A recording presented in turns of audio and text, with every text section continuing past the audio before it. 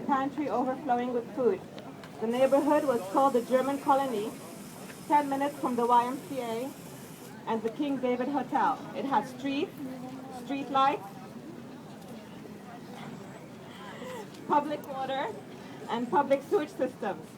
Her father was a landowner and merchant. He was one of 9 brothers, all of whom lived in the same neighborhood.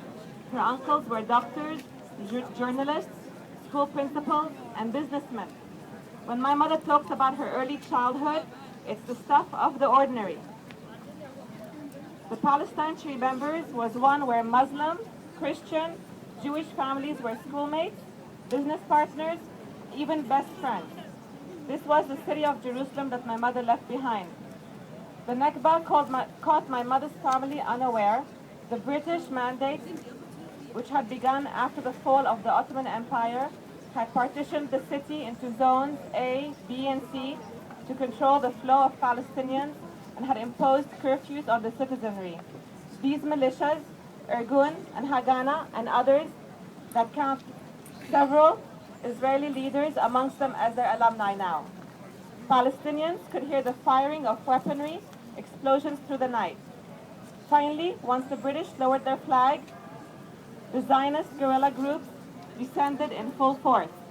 News of nearby village massacres began to spread, and the Zionists had blown up the King David Hotel 10 minutes from my mother's house. And then my grandfather's fear for his safety and his family's safety intensified. His children's schoolmates were killed. The men in the family were not military-minded. My grandfather did not own a pistol, as the carrying of weapons was prohibited by the British. They were not armed like the Zionists and did not have the luxury of understanding or training in guerrilla warfare. My grandfather was a merchant, his brothers were doctors. But how could he really understand the history and strategic calculations that had been in the planning since the late 19th century? How was he to know that this chain of events was not an instant combustion, but a result of years of secret planning and backdoor diplomacy? How could he have known that the deed to his home would soon become worthless? My grandmother packed a single suitcase, just one suitcase for the whole family, and my grandfather entrusted the key to the house to a friend of his, and they left the house without a farewell glance. They thought they'd be returning in a few weeks when the skirmishes would subside. The furniture was untouched, the jewelry was still in the closet, the pantry was still laden with food, and so to Cairo they went to escape from the fighting, and in Cairo they remained for 36 years. A few weeks stay in a hotel turned into a month turned into another month, this time into a furnished apartment. From 1 month to another month, from one apartment to another apartment, my grandfather held out the faint hope that he would return to Jerusalem. He would glue his ears to the radio to learn when that day would come, and he would take his family back. The months eventually turned into years, which required every year a new residence permit from the Egyptian authorities. Money began to run out, and he could not afford to put all his children in school. My mother was taken out of school for 2 years because he couldn't afford it. Having exhausted his savings, he opened a grocery store in Midan al-Ismailiyya in Heliopolis, Egypt, and he rented an apartment, still furnishing it with the bare necessities, just in case he had to pick up and go back to Palestine. And they lived there as his granddaughter. I remember this apartment, for they lived in it until my grandmother died in 1982. The furniture was elemental, one bathroom with a tub, an alley of cats, and a long staircase that in time became insurmountable as he aged. My mother will never forget the day that my grandfather found his way back to Palestine by getting a special permit, and he managed to go back through Jordan. He learned that his mother had died, and his home had been looted and expropriated by the Israelis. He went to his house, sat on the sidewalk, and cried. This is when he realized he'd been stripped of everything except his identity as a Palestinian. Everything was God. Everything that his generation and the Dajani generations before him that everything they had built for 800 years, if not more, was confiscated and given to strangers. He returned to Cairo a beaten man.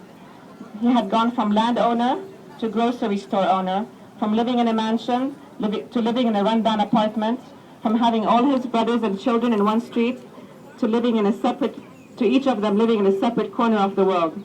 My grandmother also died in Egypt, never being able to unite with her sisters and parents, because Palestinians in exile had to have special permits because their passports had become null and void. To this day, it's hard for my mother to believe that any ideology, political or religious, condones this type of treatment of any people, to subject a specific ethnicity to daily and random arrests, humiliation, checkpoints, home demolitions, school closures, anything to make their lives miserable, and make the world believe that it can be justified in the name of self-preservation is just not right. Thank you. And this is my mother.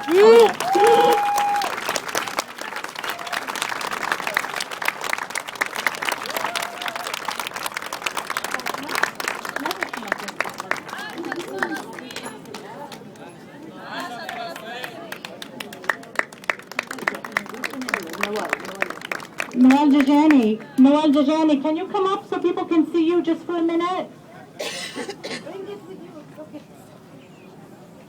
عفاكي يلا عفاكي الله يخليك just introduce yourself.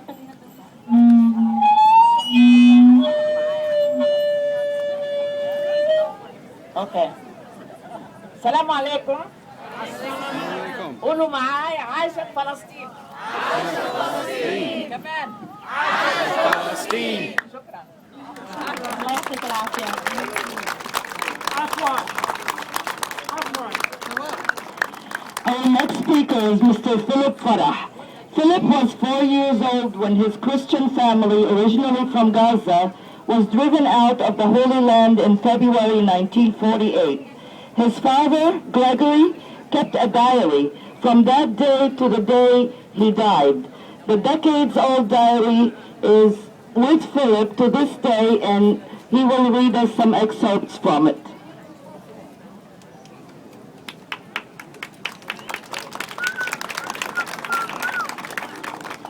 Assalamu alaikum. I'm just going to read a few entries from the 1948 period when about the time when they had to leave their homes.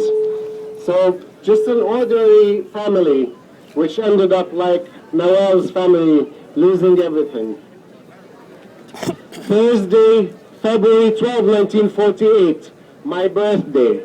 Early to St. Nicholas Church. May God bless our children. Saturday, no more safe to go to Bethlehem.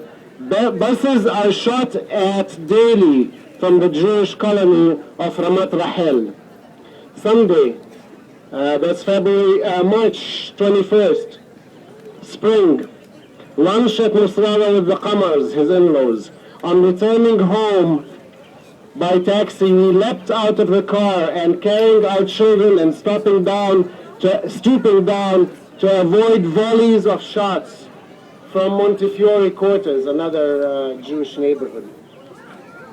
March 29, a cloudy day, critical situation. Indeed, all the people are leaving the country. And then he talks about his turkeys. He used to raise turkeys and chicken. And he says, the turkey hatched today. I was busy looking after them. Just another day. Tuesday, March 30th. Oh Lord, help us. What do we do after May 15?